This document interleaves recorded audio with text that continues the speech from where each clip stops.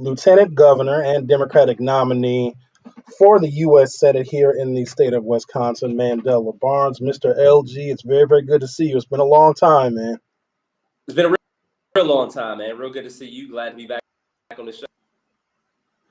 So, as you're traveling around the state, do people understand like the gravity of this particular Senate race and this specific midterm election? Like the control of the U.S. Senate very well could determine the direction this country goes. Do people like understand how significant this race is? Yes, people absolutely get it. And there's already weight on the shoulders. They throw out how important this is for the direction of our democracy, and also, issues. Johnson. That's why this week, or I should say next week, we're kicking off our Ron Against Road tour. Whole lies and his dangerous policies put women's lives at risk. His ideas here on the chopping block. The idea that it's trying to send fake electors to Mike Pence. Really, what's at stake? This is a fight for our rights. This is a fight for freedom. It's a fight for fairness. It's a fight for absolutely how important it is. A major theme in this campaign is the overturning of the federal protections of Roe. Are you seeing Republican women, conservative women, who are now saying that they will come out and vote for you and vote for Democrats because of that one particular issue, or are they still voting for the candidates that took their rights away in the first place? Like a super election, we had a rally in Appleton, and this was very early on. A woman came up to me at the end of the rally, and she said, "I'm the first Democrat because of the overturn of Roe versus Wade." Now, you had the Dobbs decision. That's one thing. Johnson's reaction to it. He celebrated the Dobbs decision, but then don't like the 1849 total abortion ban we have in the state, laws of their state. They can just move. Like, that's just, I can't think of a more callous take, but that's who he is. That's who he's always been. And people are waking up, and people, the person who has zero respect for a person's rights, a woman's rights, who Ron Johnson will always be. And a lot of folks who may not have typically voted for Republicans in the past, clearly, who's going to protect them? Those of us that know Ron Johnson, we're not going to forget a lot of the things that he said. I mean, not just that he's a January 6th sympathizer and didn't really believe the election results of 2020. Some of the things that he said during COVID, and Mandela, you know as well as I do, that COVID hit our community and other communities where healthcare delivery services are lackluster. But why aren't we just hitting him constantly, night and day, and reminding people in the state of Wisconsin about some of the things that he said that literally were so ignorant it cost people their lives? So it costs people their lives, his carelessness, healthcare workers at risk, the people who are literally saving lives, the people who are on the very front lines, make their job. Was he peddling conspiracy theories? He called into question the hard work that Ron Johnson is the person who thinks he's smarter than everybody else, but in actuality and he's a person who always thinks that he's right, only to prove a political agenda. And that is the most frustrating part about it, right? Like, COVID has had on our community. It was terrible. It was devastating, and people like Ron worse. One thing I've been talking about is him going to the U.S. Senate, doubling his home, but being hell bent on making everybody else's life worse. We got to talk about his commentary on Social Security. So you noticed that because you haven't seen me in a while that I'm getting gray, which means I'm closer toward that Social Security age. Like, he wants to make it a part of budget talks. Everybody knows that Social Security, Medicare, Medicaid, all of that stuff is hands off. And I know there's a lot of seniors who are very, very concerned, probably conservative seniors that otherwise would like to support Ron Johnson. But you know as well as I do, when you start talking about their Social Security and their Medicare, then they can change political affiliations real quick. So your stance on that, Social Security, Medicare, Medicaid. Hey, we're talking about the benefits people work their entire lives for. Their parents, my grandparents, people who, are Social Security and Medicare are a promise guaranteed by this country and safety net that people rely on. And it's not some handout I've worked their entire lives for. Like Ron Johnson is a person, when it comes to Social Security and Medicare, that you shouldn't deserve the benefits you've worked for. Not only is it an issue for seniors, it's certainly an issue for people in my generation as about Social Security and hoping that it'll still be there. So not only does he want to keep the feet of our seniors, he's also making it difficult for folks in my generation. Now, what we need to do, protect Social Security and Medicare. We need to strengthen Social Security and Medicare. We need to make sure that the wealthy program into the system so that people can live with a quality of they've worked their entire lives for. There's no question that the people receiving Social Security and Medicare deserve everything we can to fight to protect those programs. And it is disturbing direction. This is a person who would rather give $215 million in tax to two biggest donors, his two biggest donors, instead of showing up to the people in this state and in this country. I know that we all were impacted by the murder of George Floyd, and folks like us, Mandela, we were impacted in a different way than everybody else who may have been a casual onlooker of that. A lot of us wanted to see policing reformed in this country, and not just because of that, because of all the things that we saw that people conveniently forgot about that happened before George Floyd was murdered. And in redirecting resources to where they could be most beneficial to communities, because everything is not always a call for law enforcement. In fact, there's some situations where we don't want a police officer there, they're making an arrest. When you talked about defunding the police, do you regret any of those comments? Because now the entire Republican Party nationally is trying to use that against you, and they're also trying to drum up the issue of crime and trying to call you a dangerous Democrat. Number one, do you want to defund the police? Two, are you a dangerous Democrat? And that was the thing.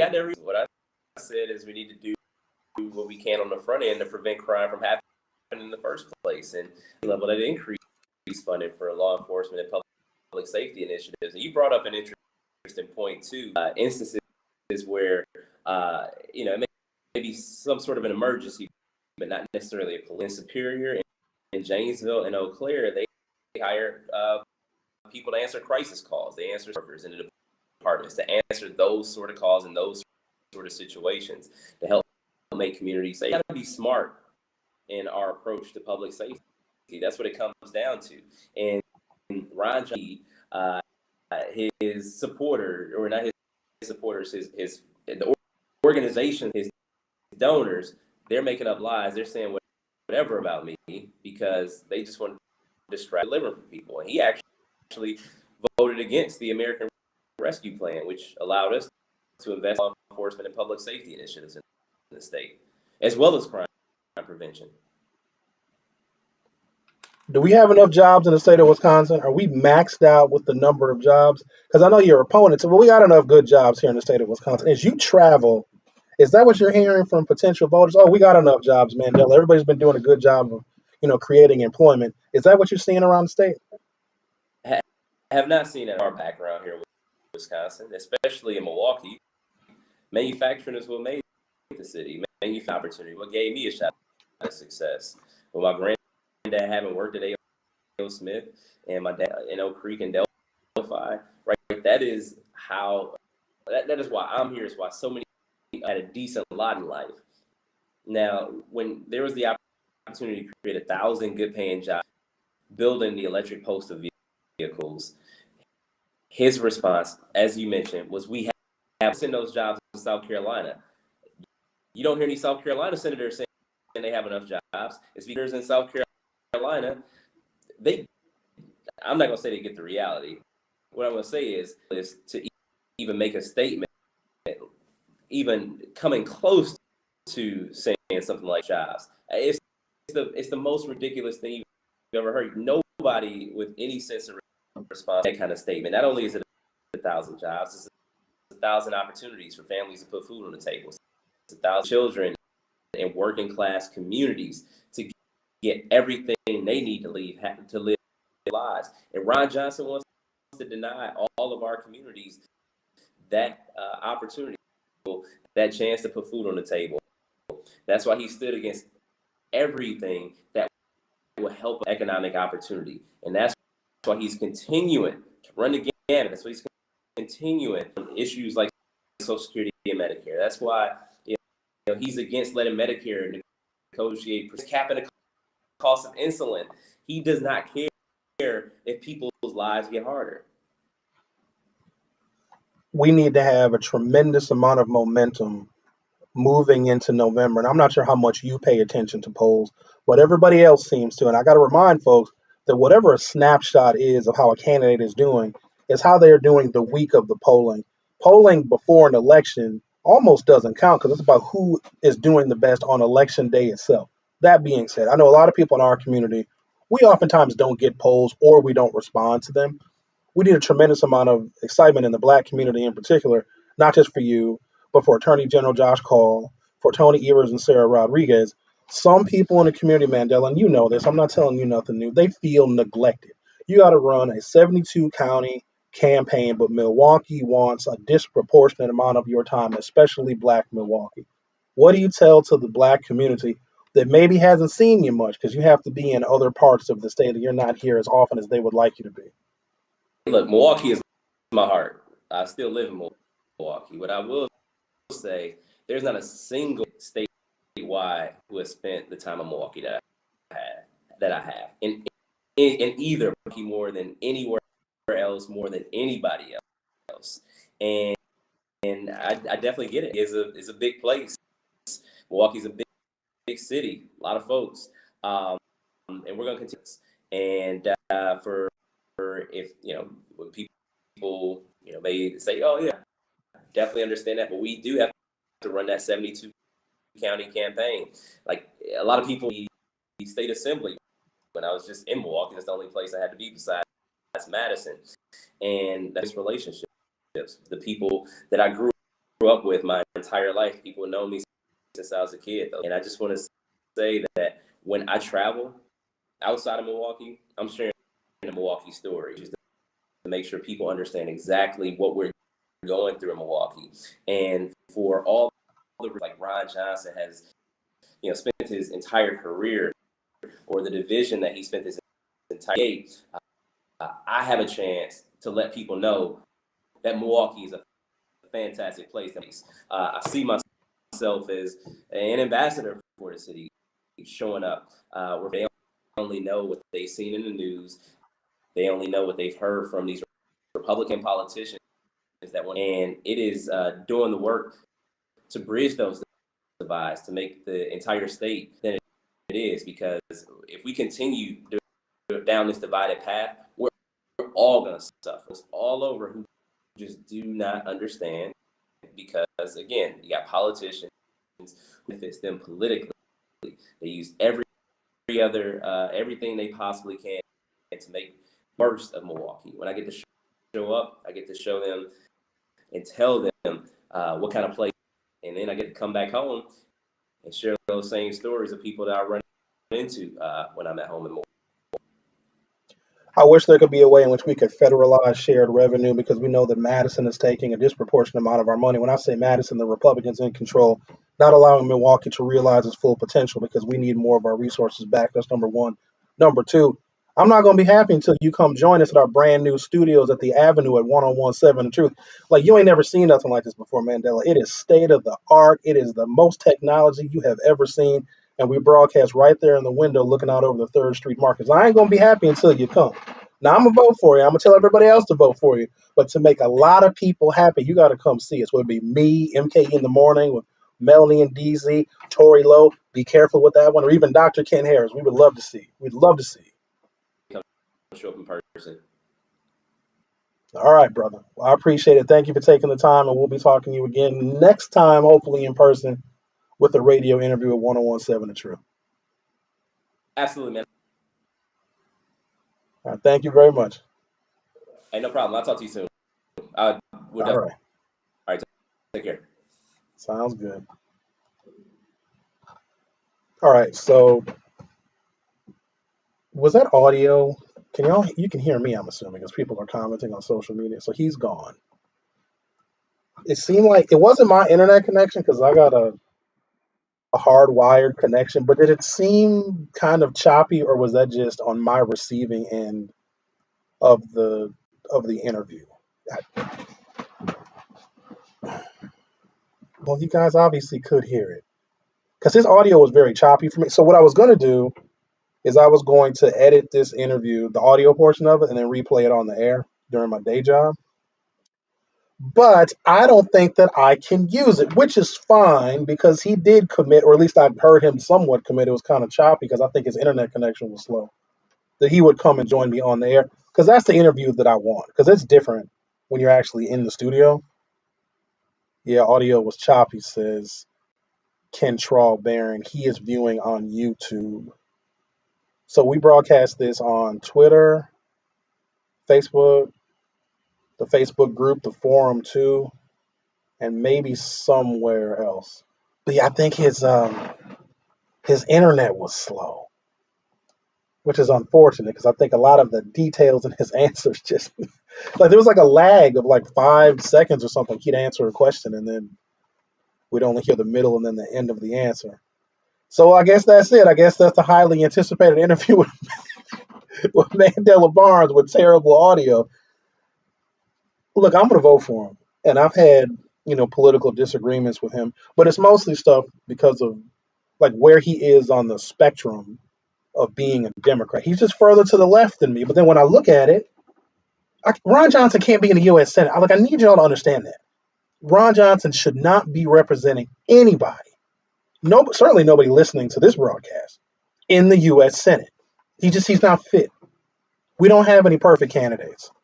But now the stakes are so high because democracy itself is on the chopping block. Trump is coming back. And what we don't want is Trump to make a comeback. And then Ron Johnson is giving a comfortable place for Donald Trump to land. So we got to make sure that Ron Johnson leaves. Maybe there's some things about Mandela that we would like to see different. Maybe he's going to be a different kind of policymaker when he gets. I don't know. I just know that Ron Johnson can't be there. And I don't need much more than that. We can argue all day long, and Mandela and I have gone back and forth for years disagreeing on some fundamental issues. But that's actually okay because in our disagreements, we hope, in the grand scheme of things, comes more political compromise. I can compromise with the brother. At the end of the day, he's a black man. I'm a black man too, and I'm not going to judge him, on where his political stances are. I know that he sees the world in some regard the exact same way that I do. Now, we also have an age difference too. I'm 11 years older than him, maybe 12 years older than him, actually. So there's that. But none of that is preventing me from voting for him to remove Ron Johnson from office. Ron Johnson has proven himself unfit. And when Ron Johnson went to Juneteenth Day in 2021, he got booed by everybody. Everybody booed him. Ron Johnson could have taken one of two paths after getting booed at Juneteenth. Like he left. He was getting booed so bad. He had to take off. He could have done what he did, leave and never come back to Juneteenth Day again. Because the best of my knowledge, he didn't go to Juneteenth Day this past June, a few months ago. I don't think he went, or I didn't see him. Or he could have said, wow, why are members of the African American community booing me? Maybe I should do more. Maybe I should understand why they're so upset. Maybe I should put together some policy or vote for things that can help a community that boos me when I show up to their Independence Day celebration. All right. I've talked enough for one day. Someone says, not sure he's answering your question on why we're not pounding Ron Johnson's statements. I think he was being very diplomatic. I mean, that's just what statewide campaigns are. Because you got to keep in mind, anything that he would have said here with us, with this conversation, the Republicans would put it in a damn commercial. So, I don't know. Too bad the audio was messed up. I'm going to replay it and see if I can edit it and make it sound kind of coherent. I think we talked for about 15 minutes. I'm hopeful to get 10 minutes worth of audio out of it. So let me get to work on trying to edit what the conversation was. And I guess if it's worth salvaging, we'll replay this interview probably on tomorrow's show on The Truth with Sherwin Hughes. If not, I'll just have to wait until I get him in the studio. All right, y'all. I'll see you tomorrow at 10 a.m. on 1017